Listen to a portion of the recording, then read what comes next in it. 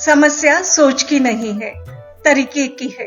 हम अक्सर सोचते हैं कि ज्यादा सोचने से हम सही निर्णय नहीं ले पाते, लेकिन सोचना ज्यादा गलत नहीं है, लेकिन सोच को सही तरीके से प्लान न करना समस्या है।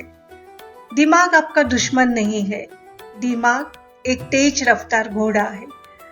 उसे सही दिशा अगर न दी तो वो इधर उधर भटक जाएगा। तो क्या करे? सोचना छोड़ दे? नहीं, ध्यान करे ताकि दिमाग शांत हो। लिखे ताकि आसान हो, सोच बोझ न बने।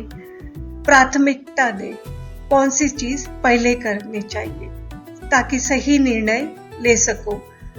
सोचना समस्या नहीं है, सोच को संभालना आना चाहिए।